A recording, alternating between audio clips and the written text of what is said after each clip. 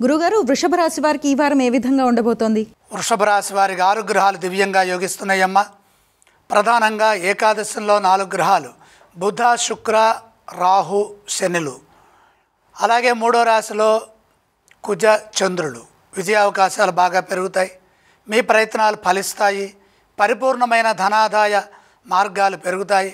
పరిపూర్ణమైన ధనధాన్యాభివృద్ధి యోగం ఉంటుంది. అందుకు తగిన కృషిని కొనసాగించండి. మీ యోగ్యతను అనుసరించి సిరి సంపదలు లభిస్తాయి. పెట్టుబడులు అధిక లాభాన్ని ఇస్తాయి. ప్రతి ప్రయత్నము విజయవంతమవుతుంది.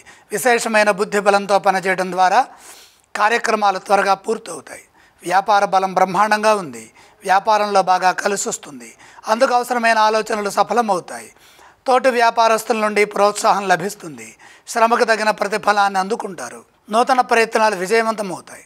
ప్రస్తుత కాలానికి తగ్గట్టుగా విజయవంతమైన మార్గాన్ని ఎంచుకొని విజయావకాశాలు పెంచుకునే విధంగా ఆలోచనలు చేయాలి. నైపుణ్యాన్ని పెంచుకునే వీలు కలుగుతుంది. ఆ దిశగా కాలాన్ని సద్వినియోగం చేసుకోవాలి.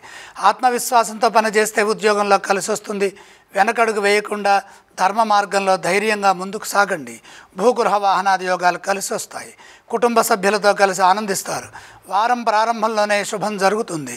ఈ రాశివారు ఏ స్తోత్రాన్ని పఠించాలి? వృషభ రాశి వారికి గ్రహయోగం అనుకూలంగా ఉంది కాబట్టి అదృష్ట దేవత అయిన మహాలక్ష్మి అమ్మవారిని స్మరించటం మంచిది.